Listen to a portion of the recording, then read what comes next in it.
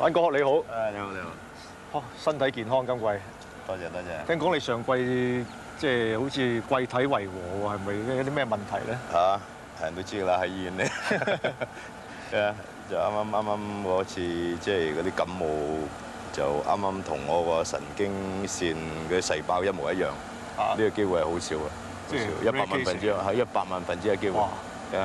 緊要佢中六合彩喎。不過你都幾好彩，即係你出翻嚟咧，又好似啲運氣都相當好嚇，即係啲馬成日都贏。係。當然係功夫啦，咁但係都加上運氣啦。呢行運氣係好緊要㗎啦。咁而且你今季養馬數目就好多喎，而家有幾多隻到咧？51就將會係55、56咁上下啦。相當即係理想咯，可以講係咁多季以嚟最多馬嘅季。係最多馬今季。你話呢隻馬呢隻係將軍嚟㗎喎，呢隻馬老啲，但係上季嘅演出都相當唔錯。好老實嘅馬嚟，好忠心嘅馬，而佢本身係有質素啦。咁啊，你係血統方面嘅專家，我想問你有關呢個唔係你馬房嘅馬嘅問題，譬如翠河同埋娛樂之王嗰啲血統，你覺得係點睇法咧？最好坦白呢嗰兩隻馬嚟講，血統嗰方面嚟講，我本身唔係咁欣賞嘅，好坦白。係咩？一隻係翠河咁，Be My Native 啦，佢老豆就係嗰隻娛樂之王 No Alcoholic。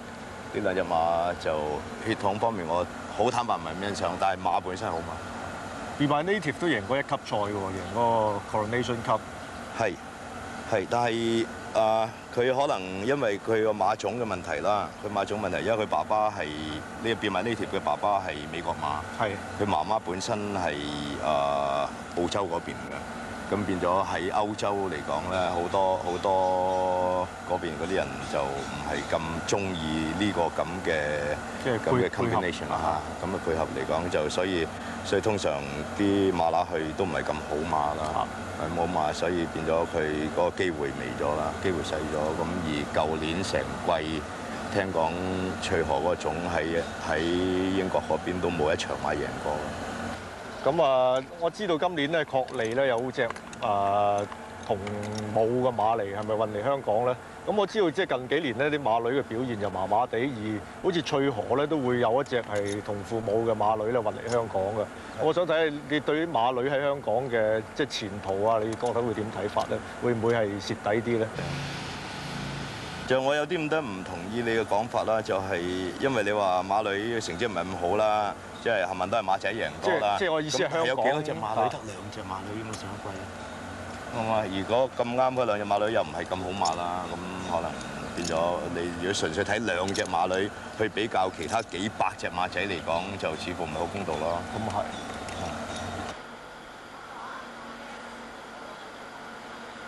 上季啲馬房嘅確利咧，個成績好好啊，即係贏咗4場，升到上第2班啊！你對呢隻馬展望點咧？佢就係確叻嘅孫嚟嘅。你覺得佢唔會有佢外祖母贏打比咁嘅成就？當然佢而家跑唔到打比啦。但係你睇佢會唔會有資格上第1班咧？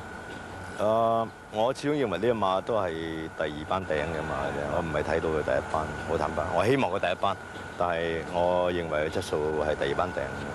咁同埋佢媽媽嗰陣時係贏香港打比，但係嗰陣時嘅馬同而家嘅馬質素都有啲距離。咁隻確紅咧就照佢上季嘅賽績嚟講咧，跑安妥交咧個演出就好啲。佢喺英國跑 Lingfield 都係喺安妥交咧係贏馬。咁係咪呢隻馬譬如跑草地個班次係低啲咧？或者佢同確利本來係半兄弟馬，但係點解兩隻馬嘅性能會有啲分別咧？我唔否定你嘅諗法，但係啦，呢隻馬喺英國啦 ，Newmarket 都贏過草地㗎啦。咁佢喺 Lingfield贏安妥交，咁但係香港根本都冇乜機會俾佢跑草地，多數都係跑安妥交嘅。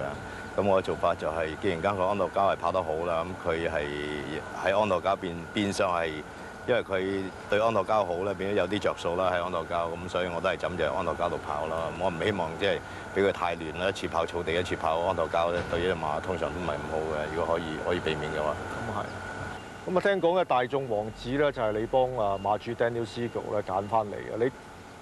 據說咧，你睇呢隻馬咧係有2級賽嘅水平嘅，唔知係咪真係你嘅諗法咧？呢隻馬就係我嗰陣時嘅馬主Brady 啦，金德利嗰個馬主嘅朋友嘅 Mr. Siegel， 咁樣就係呢隻馬，我認為佢總係呢個 combination 好好，爸爸媽媽咁樣夾法係好好嘅。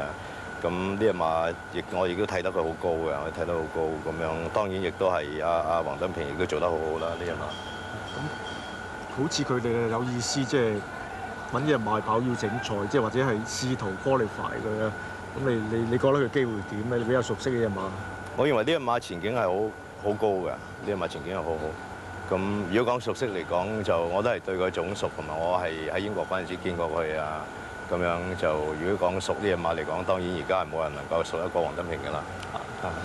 咁啊，確利咧喺第一季咧就冇上陣啦，第二季啊變咗編班嗰度咧，好似大家認為有啲着數。咁你馬房亦都有啲馬咧係一兩季冇跑，好似自由小子啊嗰啲咁嘅馬。咁你對呢啲馬點樣睇法咧？係咪你即係個編排上等佢先用一季嘅時間嚟到適應嘅氣候啊，然後先至再作部署啊，定係其他嘅緣故咧？即係通常嚟講咧，都唔會話好刻意去一隻馬特登唔跑一季，等佢去低分啊，或者係低班啊咁樣嘅。而且好似自由小子已經2季唔跑㗎啦，咁樣就係呢兩隻馬咧，確利啊同埋自由小子咧，都係因為佢嚟咗傷咗之後先至冇跑嘅。好似自由小子就曾經喺呢度攞粒骨仔出嚟啦 ，chipping 啊。咁樣就確利啦，就曾經係喺馬房入邊踢腳啦，就幾乎斷晒㗎啫，後腳嗰條筋黐翻好少喺度嘅。咁曾經獸醫都話要打靶啲。好彩冇聽，妙手回春。咁有啲運啦，因為呢個馬主係好錫馬嘅，咁俾個機會我，咁嚟講就係變咗佢係有個機會啦。咁啊，今年咧你又簽咗戴利做主帥啦，佢亦都有部分基本坐騎咧跟咗佢入你嘅馬房。咁你正如你所講咧，而家有50幾隻馬。你對今季啊嘅展望係點咧？會唔會即係譬如話預測今季大約有幾多場頭馬，或者你個理想係點樣？數目同埋預算我就冇㗎啦，即係我任何馬贏都係贏㗎，即係希望係個成績好好啦。我就想問下你馬房有幾隻馬，或者你即係大家普通觀眾咧，或者唔係好熟悉嘅，想你或者同大家解釋下。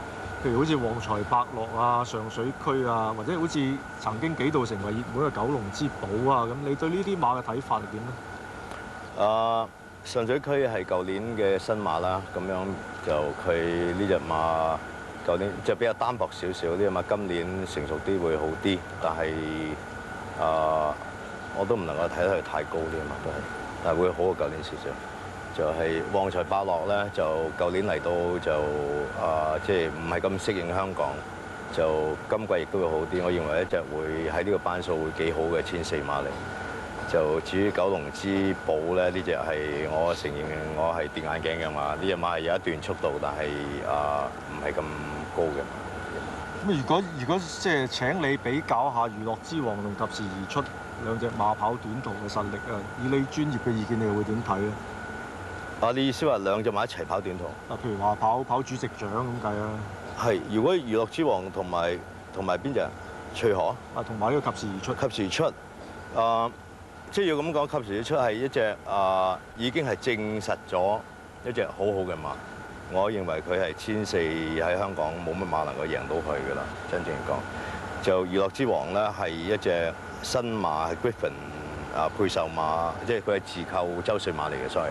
咁樣就喺香港贏嗰啲新馬場合啊，同埋喺第3班咁贏嚟講，贏咗幾場啦，就個一下子就認為佢係馬王咧，我就有個感覺有少少言之過早咯。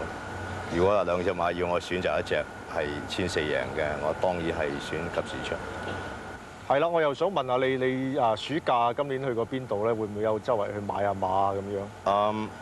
周圍都有去，但係即係好短時間要有嘢做嘅，我哋要去啦。我一去就走啊咁樣，就但係我通常我嗰陣時啊，成日喺英國啦，因為我啲細路喺英國啦。咁而家係咪去就加拿大啦？